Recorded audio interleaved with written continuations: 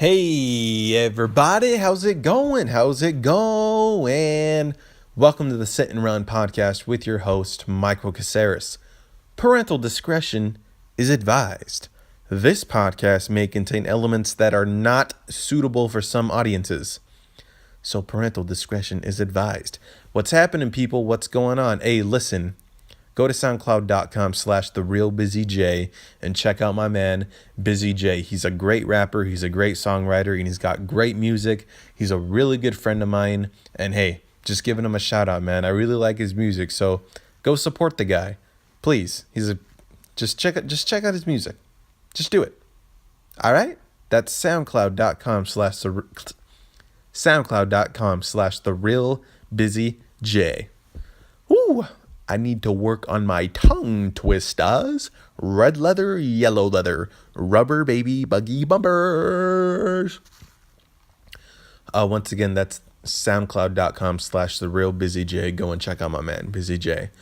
I will be at the Ice House Comedy Club in Pasadena, California on January 27th, 2017. Those tickets are $15 at the door, but there's a link right there in the page. Click on that page, and there's a discount code, Jan 27th, Mike. Put in that discount code, and you will get $5 off your purchase, which, do the math, 5 minus 5, $10. $10 for your tickets, ladies and gentlemen. So come and check me out, man. Come and check me out. Stand-up comedy. You know, I'm a comedian. Yeah, I'm funny. I'm a funny guy, man. Come check me out. So yeah, man, it'll be fun. I'll be at the Ice House, January 27th, 2017. Show starts at 7:30. The doors open at 6:30. All right. Woo! Today on the show, we got Mr. Arthur Flores, director, writer, actor, aspiring, as all, super talented guy, really good friend of mine.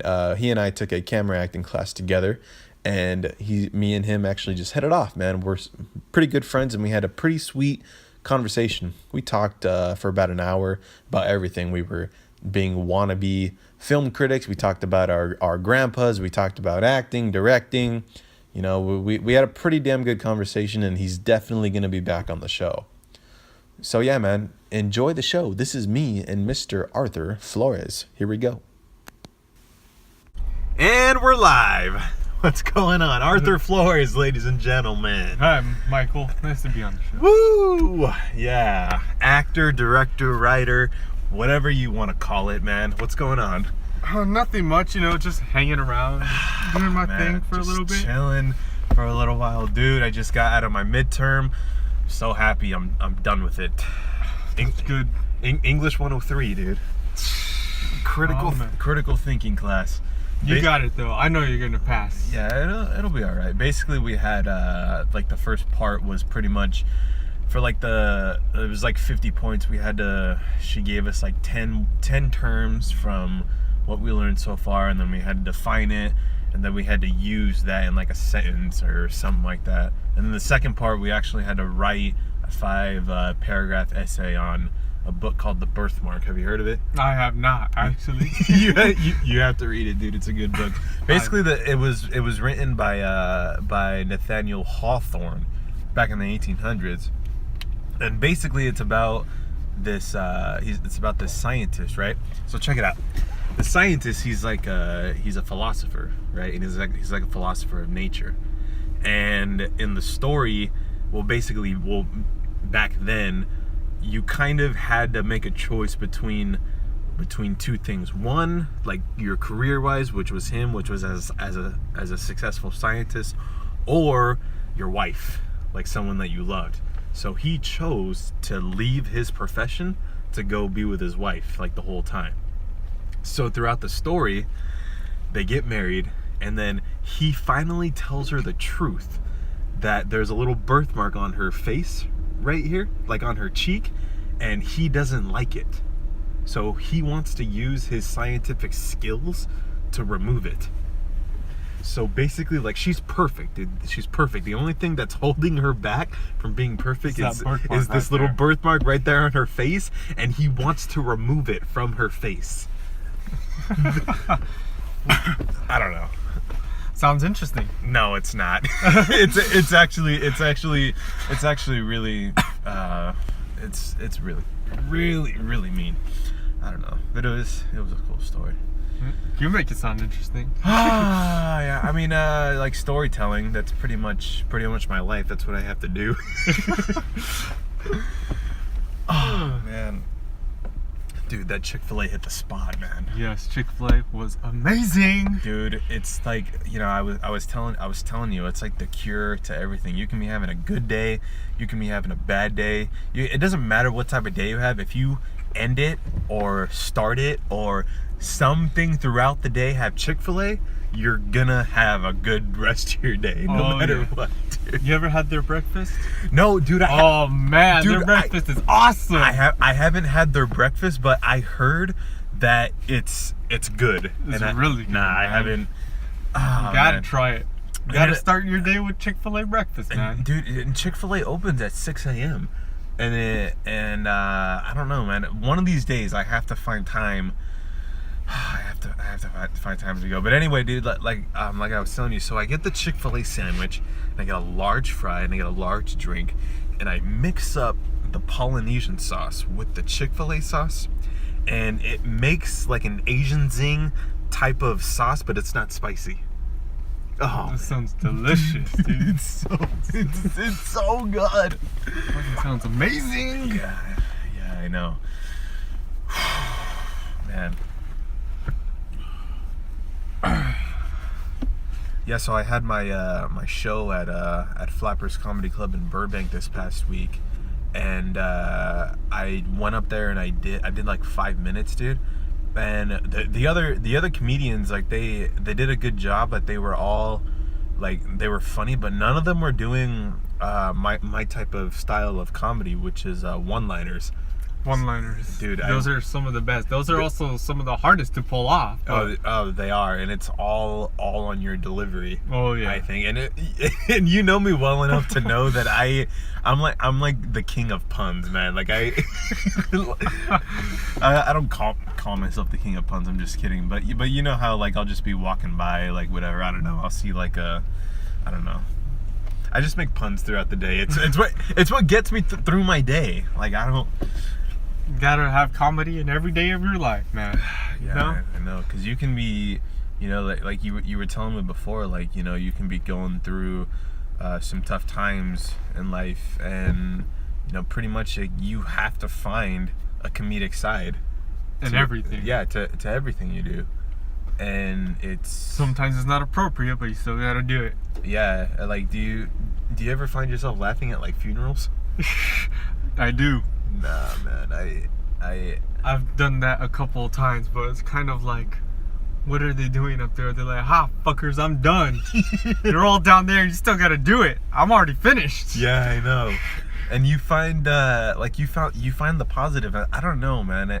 For me, funerals are the worst, man. I can't do it. I can't. Yeah, funerals are hard, but yeah, I because I just, you know, I recently just lost my grandfather. And he was only 68 years old, and he was like the man, like the person that I looked up to. And at his funeral, I don't know how the fuck you do it. I could not laugh at a funeral. Yeah, especially if it's someone super, super close to you, it's gonna be hard. Yeah, it's, you know, it's gonna hit you hard. Like at my grandmother's funeral, it hit me hard. Mm-hmm.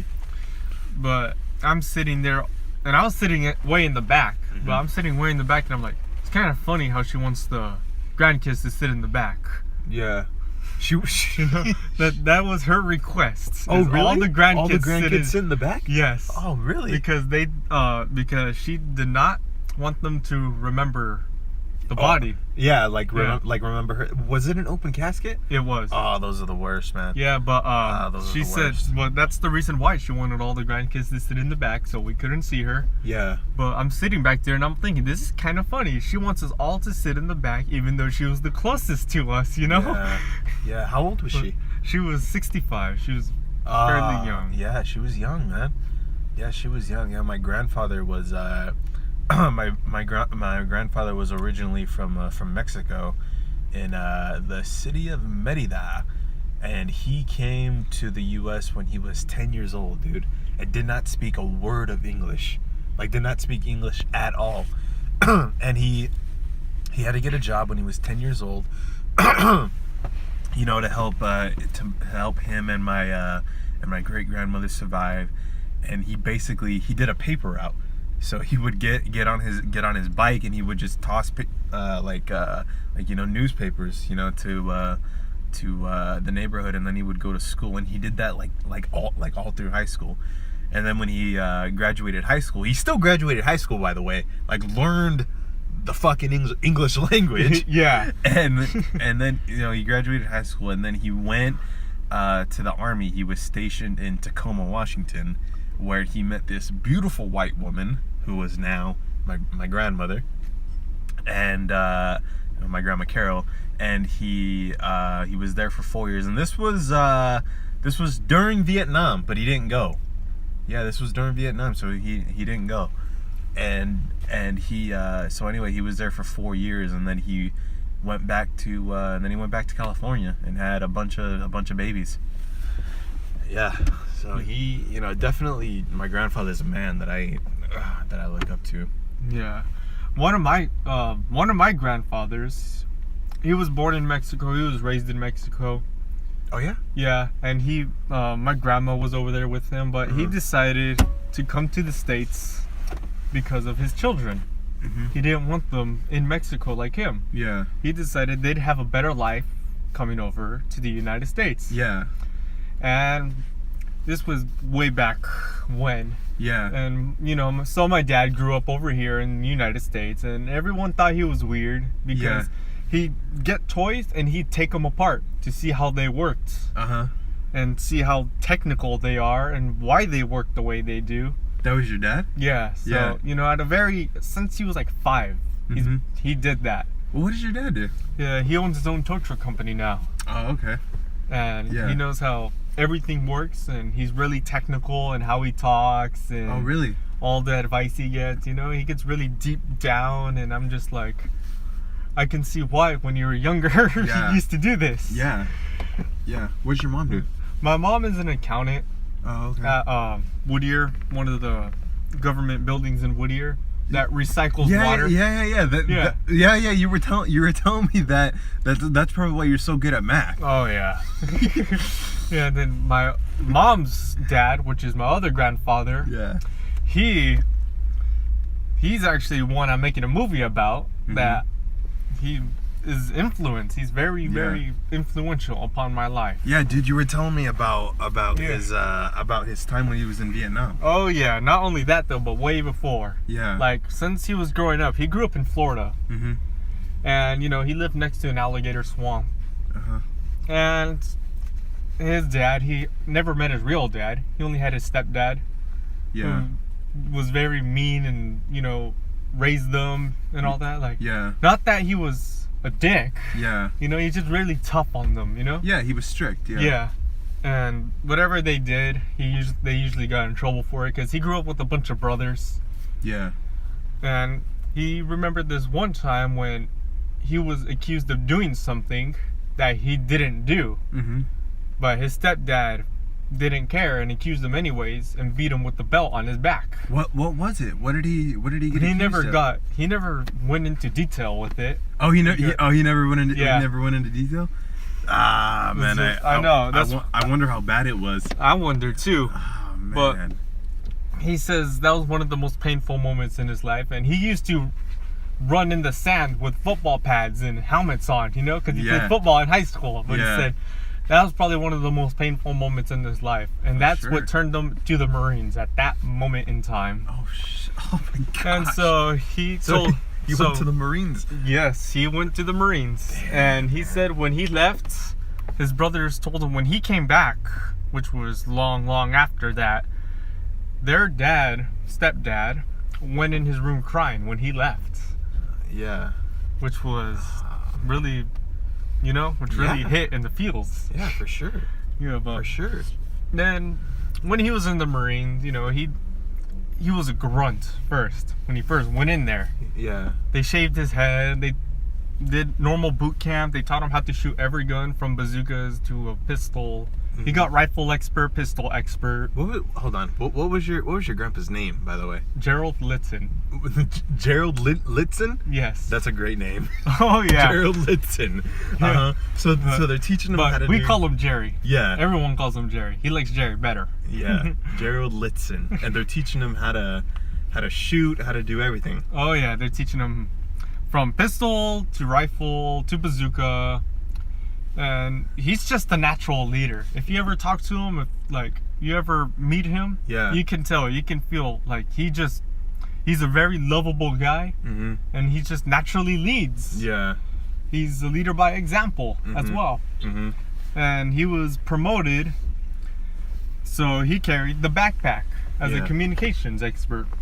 Called an airstrike, and you know, the Apache helicopters to come and light up Vietnamese on the ground during the war. Oh my gosh, he saw action. Oh, all the time. He was on the front lines. Oh my gosh, man, that is crazy. So I'm like, oh my gosh. Why don't? And then I sat there while he's telling me the stories. And I'm like, why does no one make any more Vietnamese movies? You know, back in Vietnam, there used to be great movies. You know, like Apocalypse Now. Dude, I mean, that's probably why they don't make them anymore, because of how amazing that movie was. Oh yeah, and then that other one with Charlie Sheen. Which one is that called again? What was it called? Platoon. Platoon. That there one. Was Platoon.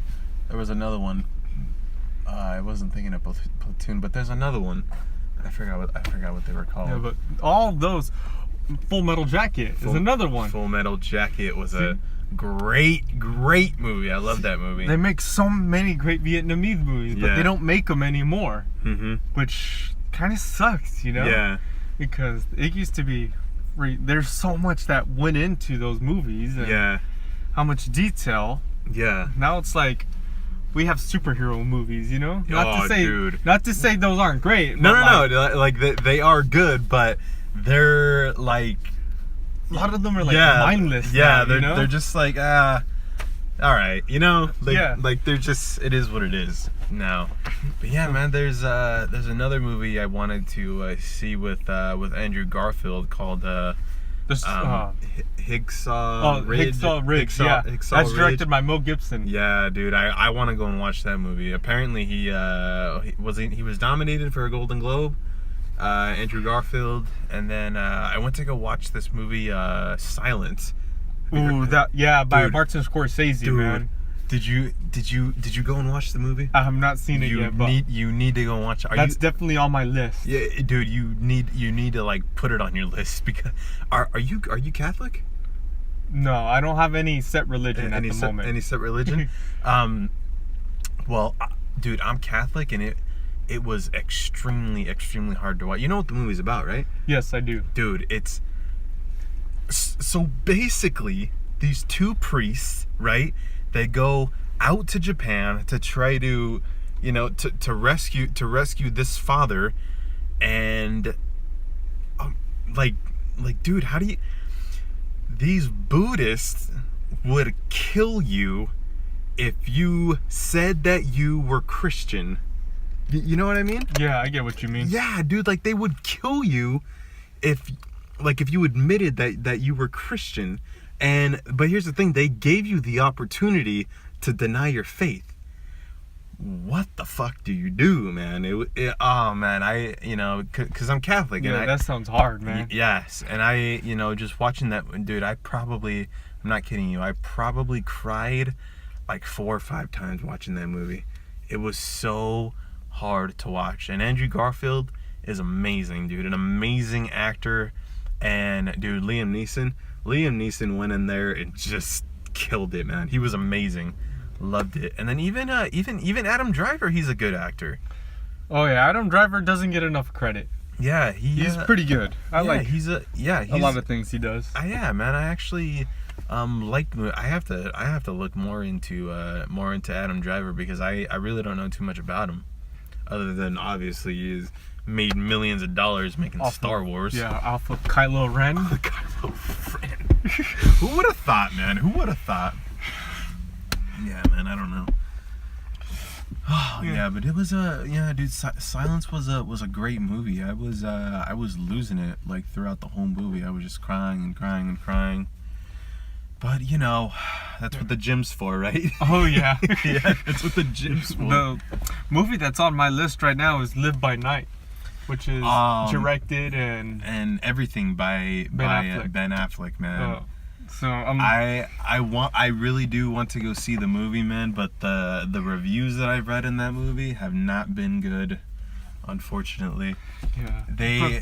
A lot of people were saying that Ben Affleck like rushed that movie. Yeah, that he rushed it, and then he should have taking his time. Yeah, because I know that a lot of the things he writes is amazing. Like Good Will Hunting, Argo. Oh man, he was amazing writer, and still. I mean, I tell our acting professor this all the time. Ben Affleck's like one of my favorite actors. Honestly, he's one of mine too. Yeah, dude. Not because he's Batman, even though I'm a huge Batman fan, but still, he was a great Batman. Oh, he was a badass Batman, dude. You can't throw that one out of you can't throw that one out at all because he was a great Batman. But he's a good actor, and he had an amazing career. Oh yeah. Yeah, he's one of those guys that goes through a roller coaster, it's there's times when he's great, there's times when he sucks, and then there's times when he's good. You ever see Gone Girl? No, I know. I'm mad at myself because he does great in that one. No, I'm mad at myself, man, because I've heard a lot of great things about that movie too, about how he's acting now. Like he really wants to he continues to try to get better all the time. And his brother Casey, dude, his brother Casey is a good actor, man. Have you seen that one Casey's in right now? No, man. That's getting all kinds of Manchester by the Sea. I saw it. Oh, and did you see it? I did. Was it good? Oh yes, it was very sad, but it was really good. It was really good. All right. He nails it right on the money. Good, dude, because I can't wait until I go and see that movie. That movie's on my list. Live by Night is on my list.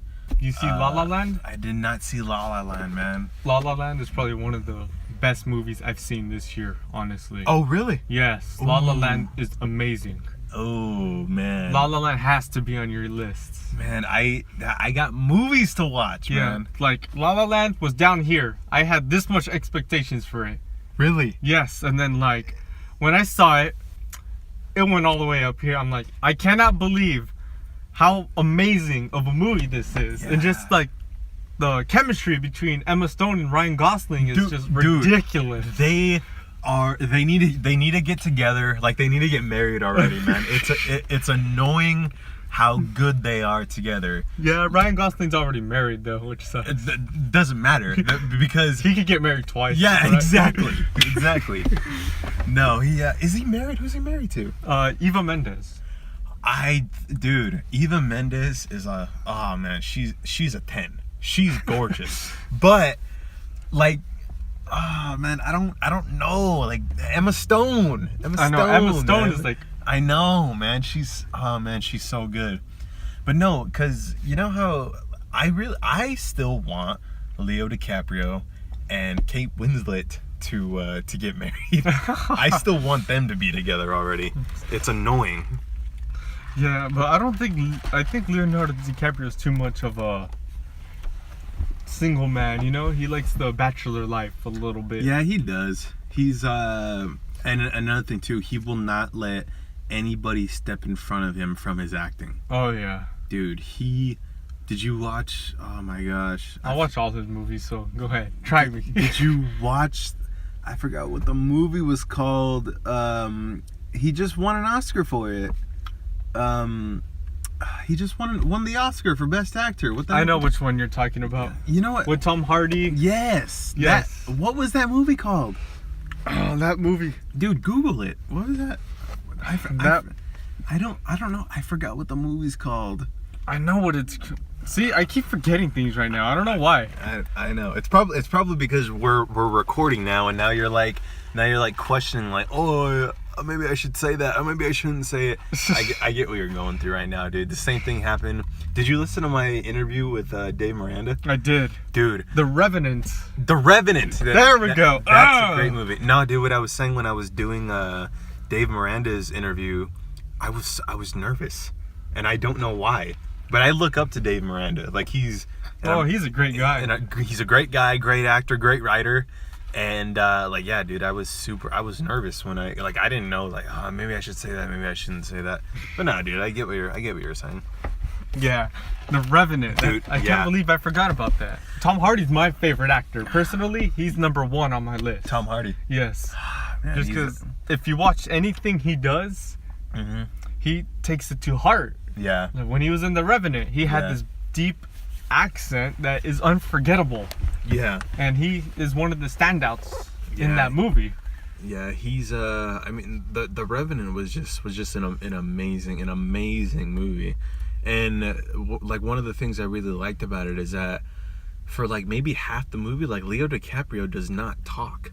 Oh yeah. Yeah, it's basically about, you know, obviously the movie's about surviving, but he has amazing facial expressions, Leo DiCaprio, man, when he's going through what he went. Dude, the bear fight.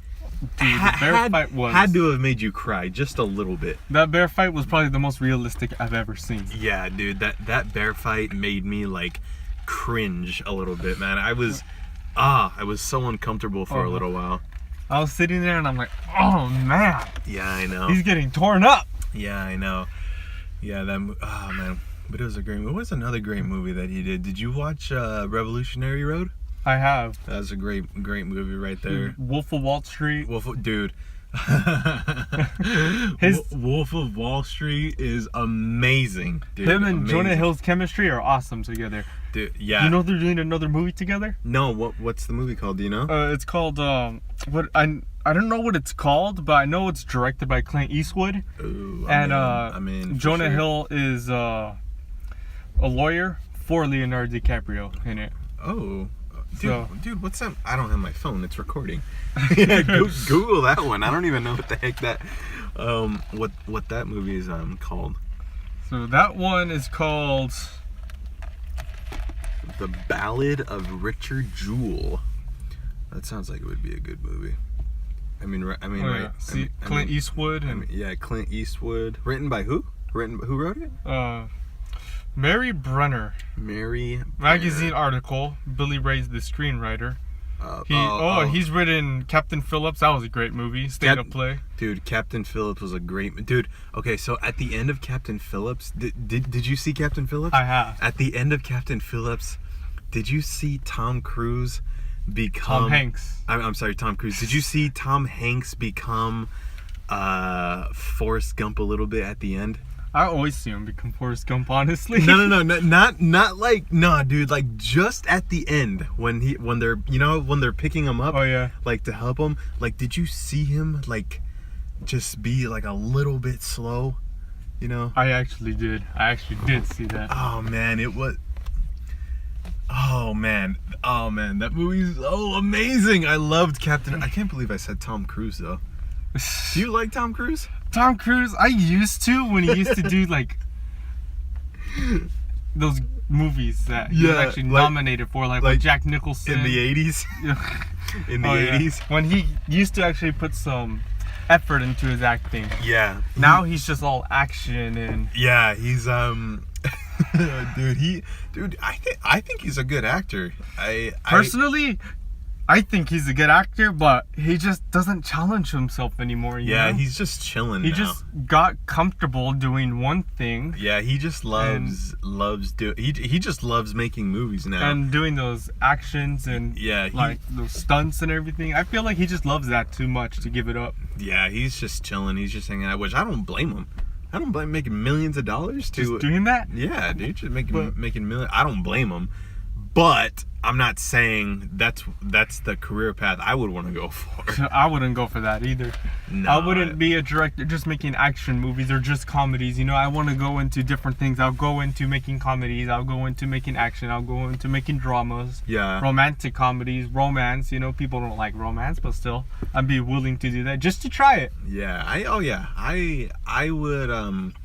One of the many roles I feel like I'm going to play, like just in the beginning of my acting career, is somebody that is a complete douchebag, like someone who's, whether he's a womanizer, whether he's a villain, or whether he's a. I see you as a perfect character. Who? You ever see Stardust?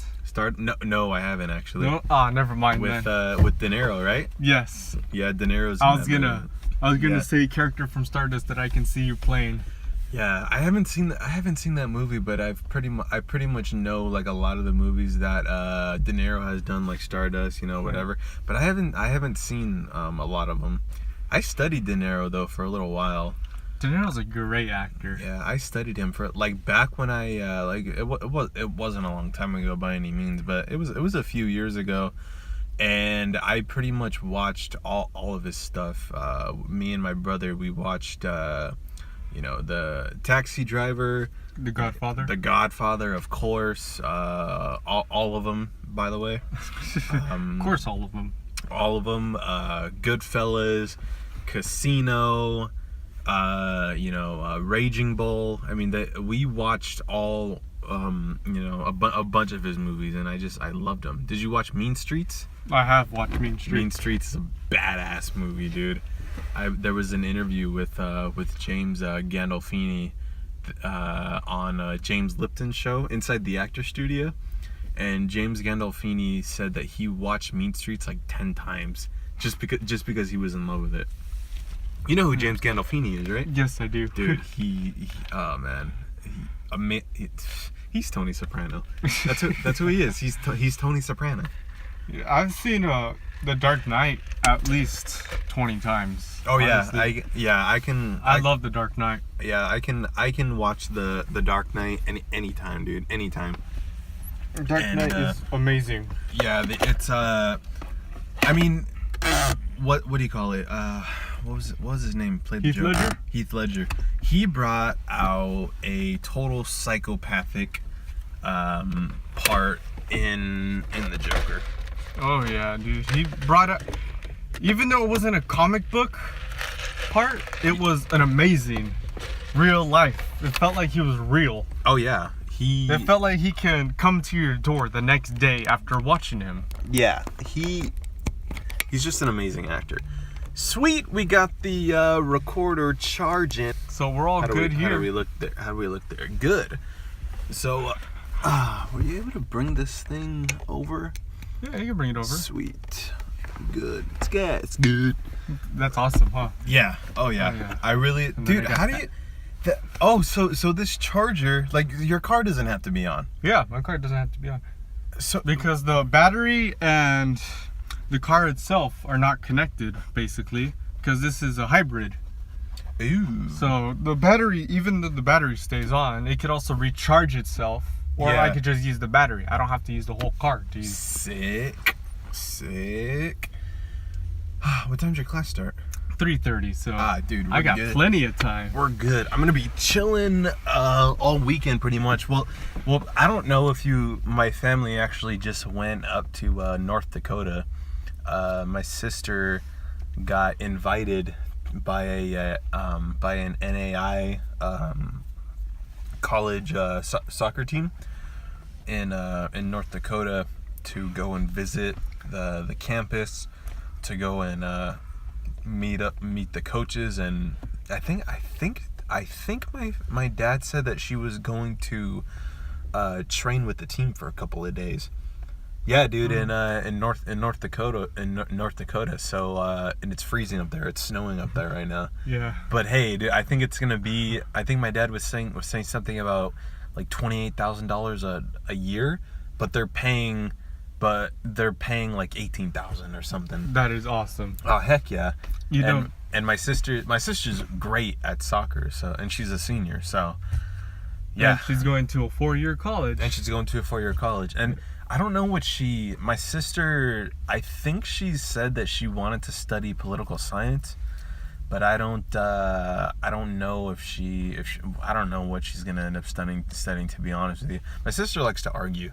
So I think lawyer. Yeah. That's what my dad was saying, because because my dad actually majored in political science. So and my dad's plan when he got his bachelor's degree in political science, he was actually planning on going to law school. My dad wanted to be a lawyer, but he had me, so that didn't happen. But I'm pretty sure that's something that my sister is going to be interested in. So yeah, but one of my sisters goes to San Diego State.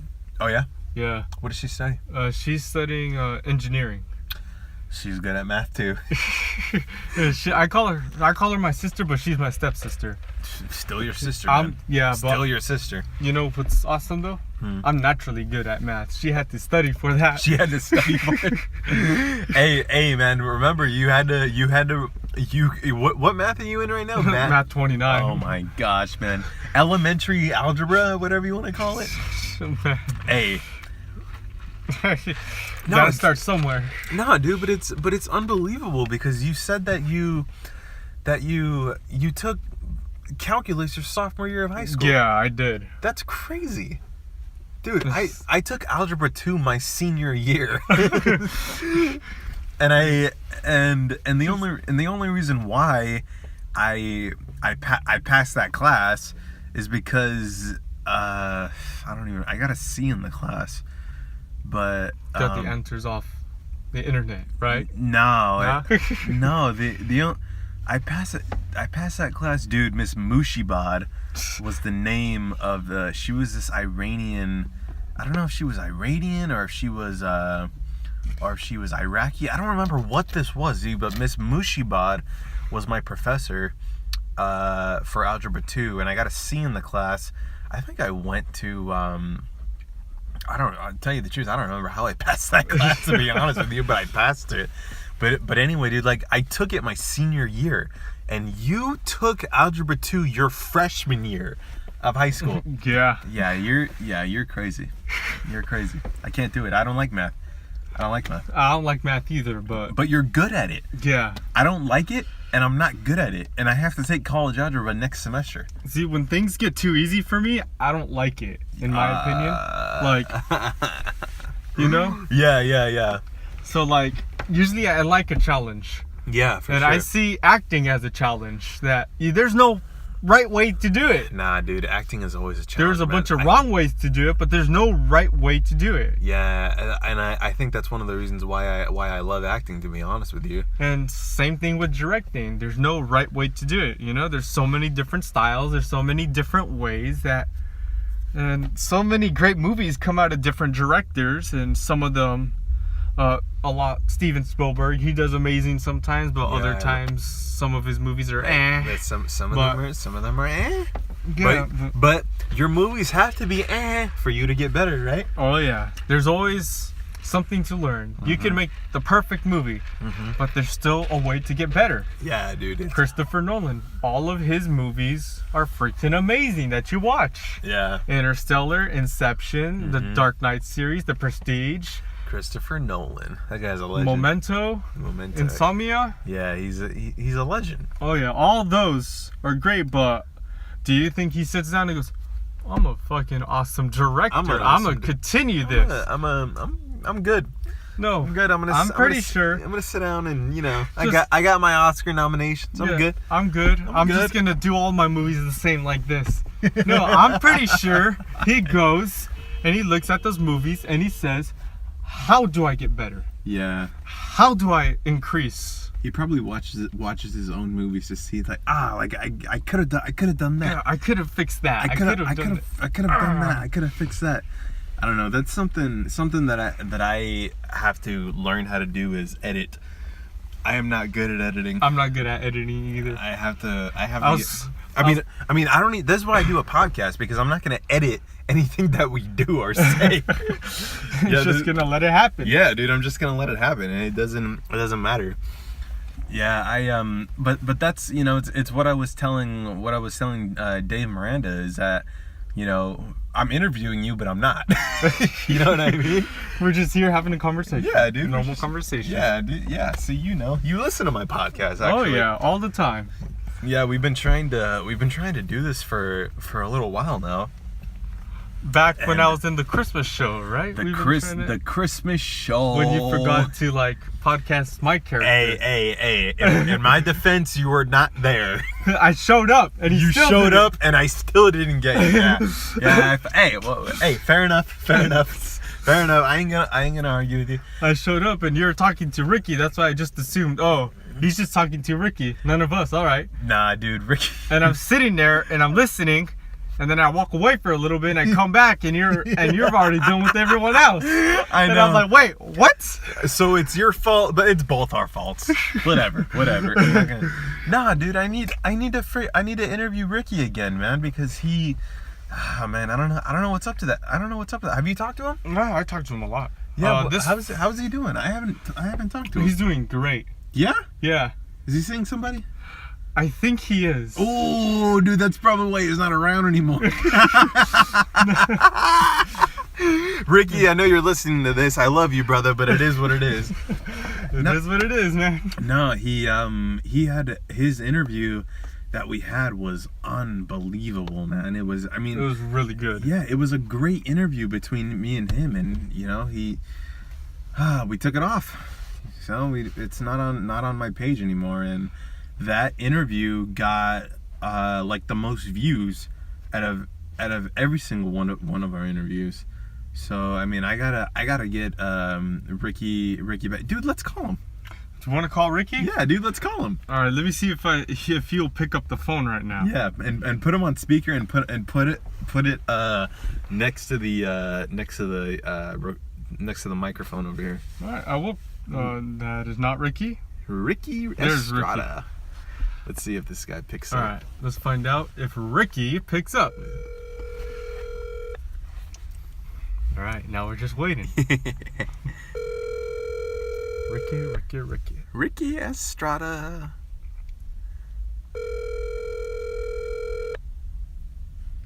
I don't think he's gonna pick up, honestly. Does he have work? No, I don't think he works. He's probably still sleeping. At 2:00 in the afternoon. I do it sometimes. Hello? Ricky Estrada, what's up, man? Not much, how about you? This is Arthur Flores and Michael Caceres, brother. What's happening? Not much at all. I should say right now you are live on the podcast right now with the Sit and Run podcast. What's up, brother? That is true. Oh, this is amazing. Wonderful. Nothing. Actually, it's so funny you're catching me right now because I'm literally at my alumni school helping out. Again, helping them get the production together for In the Heights that goes up next week. Oh, dude, In the Heights, man. They actually just did that production at the Chino Community Theater. I don't know much about it, but apparently it's an amazing musical. Yes, it is an absolute amazing musical, and I literally just got here to help out with them. I don't know if it's the best time for me to do this, and I feel horrible to say that. Oh no, dude, you're good. But we wanted to check in, dude, and say what's up and say that we miss you. Oh, dude, I miss you guys. It's being away from everyone sucks, man. But once that, I was like, man, I'm not doing anything right now. I'm gonna go back and help out. I gotta be involved somewhere, some theater somehow. So yeah, dude, for sure. Hey, man, let's try to me, you, Arthur, sometime next week and do the podcast. I know that tomorrow I'm gonna be in that area. So if you're possibly gonna be down in this area, we can try to do that. Oh yeah, dude, I'll hit you up tomorrow and we'll try to record. Sick, sounds good to me, man. All right, man, I'll talk to you later. All right, love you guys. All right, bye. Love you, guy. Bye. Yeah, I know what he's doing tomorrow. Yeah, heck yeah. He's going to Katie's apartment. Katie, who's Katie? The one that was in the Christmas show with us. Oh, okay. Oh, yeah. Katie, yeah. She has an apartment out here. Yeah. Yeah, she told me that she's, did she say that she's living with her aunt? She has roommates. Oh, okay, she has roommates. Heck yeah, man. No, I love Katie too. She does some good work too. I love Katie. Yeah, she's pretty good. Yeah, she's pretty cool. I love her. Pleasure to work with. Yeah, she's a super nice girl to work with. She did this great scene with in Sherry's class with Mark Oliver. The Crucible scene. The Crucible scene. Ooh. Dude, like seriously, she does good work and Mark Oliver does good work. So I can't wait to see.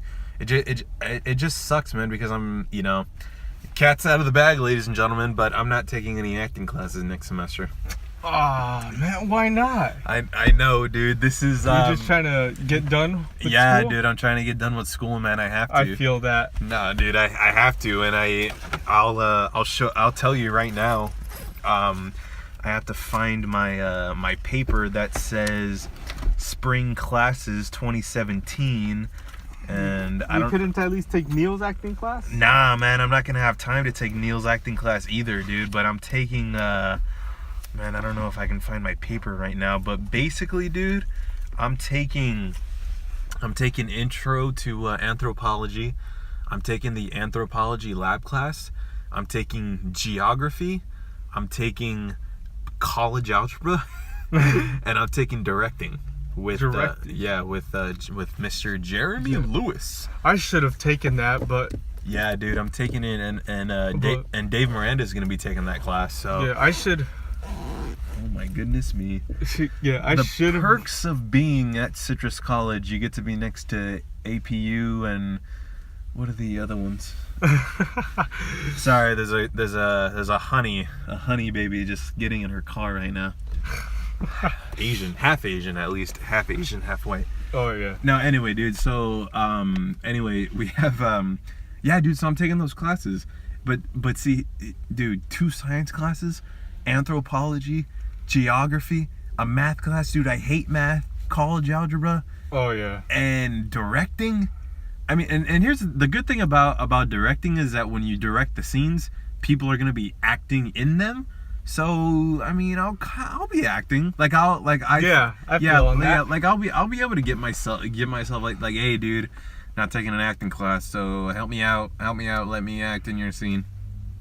So yeah, I'll be fine. But yeah, dude, I'm not gonna be taking any acting classes. What a class I'm eventually going to take is probably piano, Yeah. because La La Land influenced me to To learn. want to create a musical. Oh really? Yes. Oh, heck yeah, dude. And Heck yeah. I'm do like, I have to create my own music. Yeah. You know, if I want to make an amazing film score. it. For sure. So that's why I'm trying to learn piano, and I'm trying to learn different.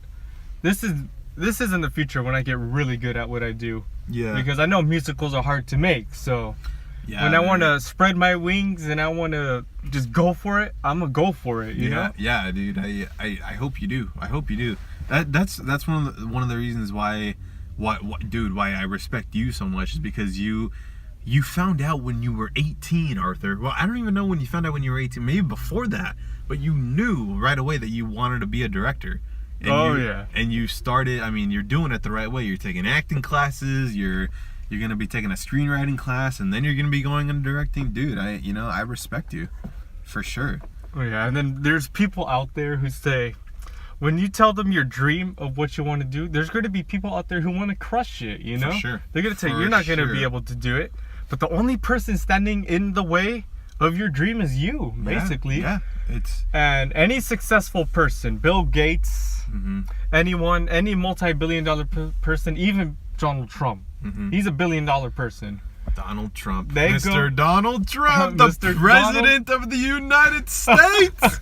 Ladies and gentlemen, Mr. Donald Trump. Mr. Donald Trump. But I can't believe you brought him up. Oh well. he's a billion-dollar person. Billion-dollar person, Yes, you gotta, businessman. you gotta bring up the billion-dollar people, you know? For sure, They sure. go and they don't let anyone stand in their way. Oh. And they go and they take things that they want, you Yeah, know? I They know. want it and they work for it. Yeah. They go and they work at it and for it. Yeah, dude, I completely agree. You know what's funny? Now that you brought up Donald Trump, I wish that I wish we were like live so that YouTube can be like listening to us right now. But as soon as we both said Donald Trump, I feel like everyone is clicking off of this podcast right now. Probably. Who cares? No, dude, but seriously, like Donald Trump would be like the excellent person to look up to. I mean, he's a freaking billionaire, and yeah. Yeah, like. So But I completely understand what you're saying about you have to work hard for what you do. Oh yeah. And you have to. You can't half-ass it. If you half-ass it, you're not gonna succeed. No, you're not. You can't take any shortcuts. You can't do any of that stuff, man. And There's actors out there that are like, see, I'm naturally not good at acting. There's people out there who are naturals at it, you know? But if you are a natural at it, but I work harder at a part than that person, I feel like I'm more able to get that part. No, dude, that's I believe in that. I believe in that 100% because you cannot depend on your natural ability and you cannot depend on your talent that you are gonna get those roles in life. You can't. You have to work for it. Yeah, you know? dude, you have to because if you don't, I mean, good luck finding a job, pretty much. Oh yeah, You know what I mean? like you just think that you could go in there and just act out things and be like, oh, I'm gonna get it. I think I'm good enough. No. You know? No. Yeah. I'm gonna work for it, and I'm gonna want it, and I'm gonna take what I feel like is rightfully mine. Yeah, dude. Even if you're the better actor, I'm gonna show that I work harder to be better. Yeah, dude. I completely agree, and I'm really glad that you brought that up because that's like, you know, I was just. Did you listen to my last episode, my last podcast? Yes, I did. Dude, I mean, pretty much what you just said is pretty much what I was talking about. That's like my own little personal theme of 2017 because I'm like right there, like where I know, like deep down in my heart that I'm good, you know, that I'm talented at acting, but I need to keep moving forward and trying to get better at it. Yes. Yeah, and like pretty much what you said is like what's going to be my main focus for 2017, man.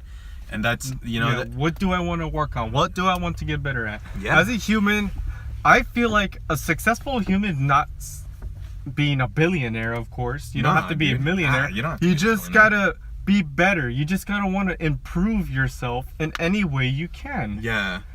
And you know that's one of the reasons why I kind of have to take a step back from acting right now because my first goal is to get my bachelor's, you know, yes, in theater.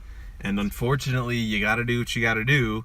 And you know, I'm telling you, man, next semester it's gonna suck because I really want to take Sherry's class and I want to take Neil's class, but you gotta do what you gotta do, dude, you know, I gotta to do be what I gotta successful. do. To be successful, and that's why I take these classes during spring and summer and different times, and even times when no one's going to school. Like, who wants to take classes in the summer? For sure, dude. But for sure.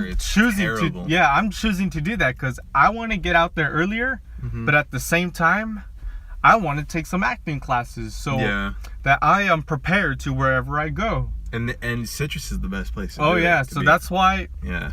That's why I will sacrifice my summer and my winter for classes that I don't even have to take until spring, and I'm willing to do it so I can take these acting classes, classes that are fun for me and that I learn and that is for my goal that I want. So, dude, do you during the winter and the summer is when you take your general ed classes? Usually. Really, dude? Yeah. Oh, so that you can just get them over within the 6-week courses. Oh yeah. Wow. Dude. I also take general ed classes like.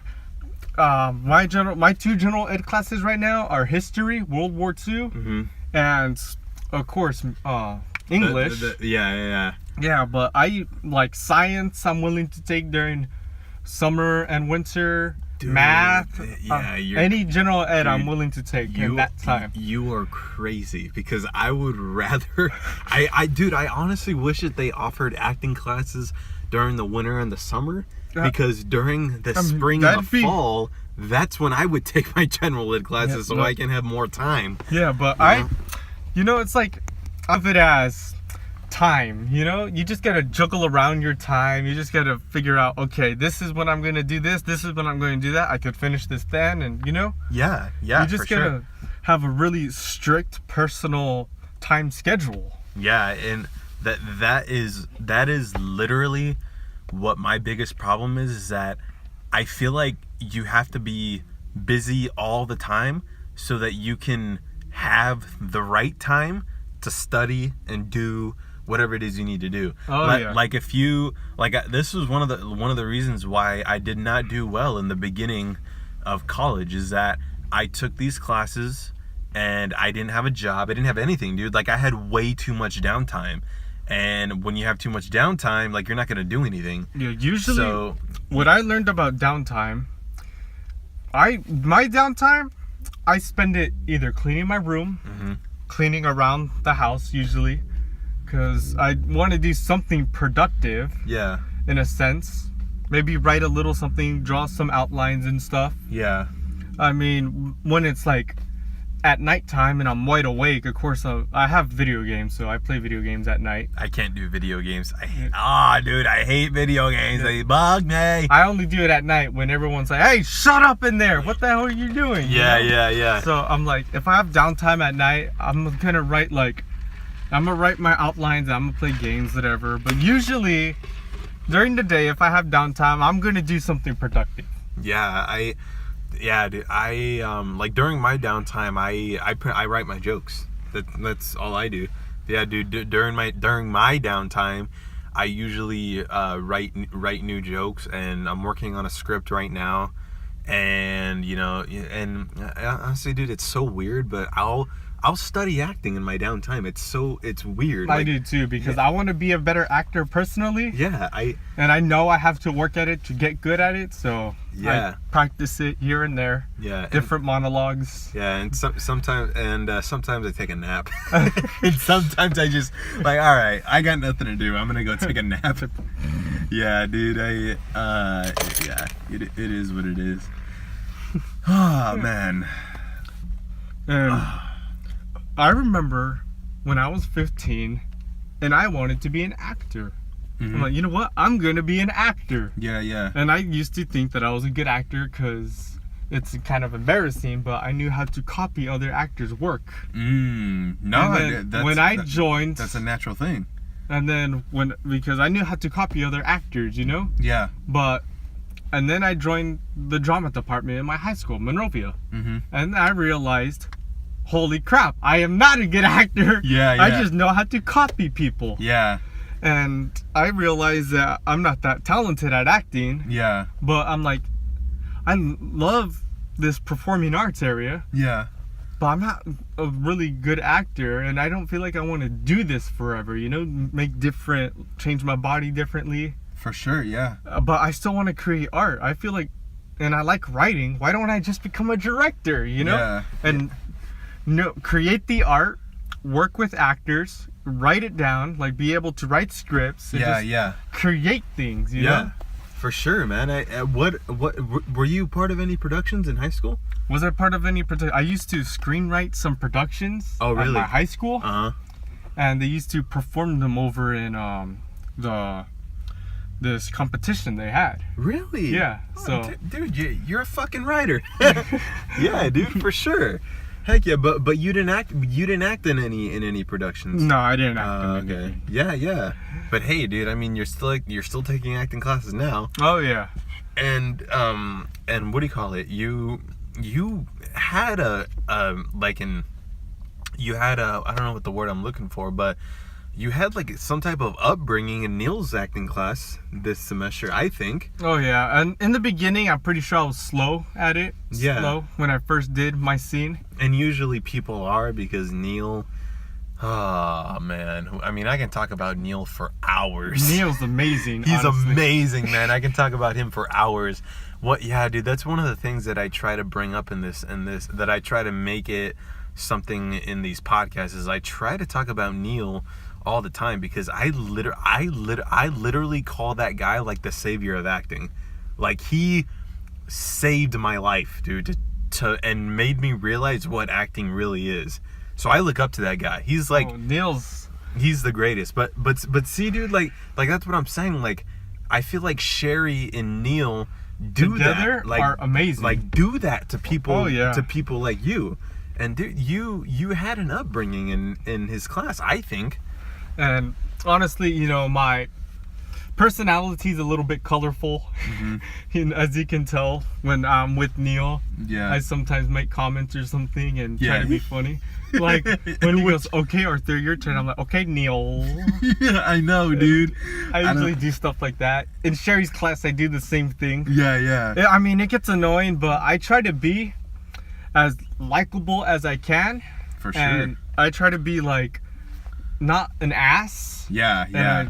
No, dude. I mean, you know, that's like, if something annoys a teacher and they tell me that annoys them, okay, I'll stop. Yeah. I'll be respectful. Be like, I'm sorry. I didn't know that annoyed you. You just let me know. Yeah, but you have to have a likable thing about you. Otherwise, what's the point? Nobody's gonna want to work with you. Oh, no one. Yeah, if you're just there and you're just like, okay, let's just get this over with. Yeah, you know? like you. If I just came, if I wasn't so, like, likable, I would just be like, okay, let's fucking do this podcast and get it over with. But no, dude, a lot of the people that I mean, that's one of the reasons why there's certain people that I will bring on this podcast, because they're gonna be like, people like you that aren't just like, all right, let's get it over with. You know what I mean? Yeah. I want to have people on my podcast that are gonna just talk and be open to me and not be socially awkward. Oh yeah. Yeah, dude. It is what it is. And that was a practice I had to practice, was not be socially awkward when I first came to Caceres. Oh yeah, dude. Because I used to just sit there and I'm like, no, I have to talk to people if I want to succeed in here. Yeah. So I'm gonna talk to everyone. Yeah, dude. Especially in this business. Oh yeah. Oh man, especially in this business, you have to learn how to talk to people. I remember, it wasn't this semester, it was last semester. Neil was talking about, I believe we had to have been talking about headshots and resumes at this time. And he was saying how some people in the classroom have the personality of a doorknob because we don't know how to talk to people and we don't like present ourselves like professionally. So that was and I used to and when Neil when Neil said that, I was like, whoa, don't say that. But like later, that there was a couple of people where I was like, this guy's making a pretty good point. Yeah, you'd like, and then some people. That's why I like Neil. He points out your flaws. Oh, dude, and it sucks. It sucks. It makes you so insecure. It makes me hate myself. Oh, he points out your flaws. Like, for sure. Personally, though, if more than one person has pointed out a flaw that I have, I gotta look in the mirror and I gotta say, is it true that I have this flaw? I gotta take a really good look, and if it is true, I gotta fix it, Yeah, that I know people say don't change for anyone, but that is not true. If you want to be a better human being, you have to change your flaws. Yeah, for sure. Yeah, to the better. Yeah, I think that's me personally, is that I don't think that I will change if someone tells me that there's something wrong with me. I think that's a weakness that I have, and that's definitely something that I have to change. Like I know that I for sure come off as a guy who's extremely cocky and extremely just a cocky guy. And you don't come off that way to me. Oh, sweet, dude. And I think that I think that I personally come off cocky sometimes, and but people like you take the time to get to know me, and then and I don't come off that way. And and people have told me like, hey, you're cocky, and that's why I don't like you. And it's like, well, I mean, maybe I come off that way, but not really. Yeah, not really. See, I take the time to get to know everyone. Yeah. And I like working with everyone. Yeah. Unless if you're not willing to work with me, and I am putting in all this effort, then I do not want to work with you. For sure. For sure. I'll tell one of my partners, they were very, very difficult to work with. Yeah, dude. Sure. But see, here's the thing: it's nothing personal. Yeah. Like, we'll still be friends. Yeah, we'll still be cool. friends. But when it comes to work, nah. Professionally, we're not cool. Yeah, exactly. And And you told your partner. Yeah, I told my partner that professionally, we're not cool. You got to step up your game or I'm not going to work with you, you know? Yeah, for sure. But, like, in reality, we're still friends, all right? Yeah. You know? Don't take this personally. This is just professionally, you know? Yeah, dude, and that's the thing that sucks is that you take it personally. That's the thing. Like oh man. People like, always take it personally. Like I take it personally, but I gotta learn. Okay, like, I gotta keep my personal and professional separate. Yeah, dude, that's something that I have to work on. Is like, oh man, it just sucks when like dude, when people say that they love being criticized, like they love being told like what's wrong with them. I love that, to be honest. Really, dude? I love, well, not like to a certain extent. If I'm acting, and I don't get any criticism back on if I was good or not, that bothers me. You know, I want to know what I did wrong, and I want to know where I can improve. Yeah. That's fine, but I'm saying it doesn't. Constructive criticism is something that is not enjoyable in the moment. Oh yeah. In the moment it sucks. I am like, all right.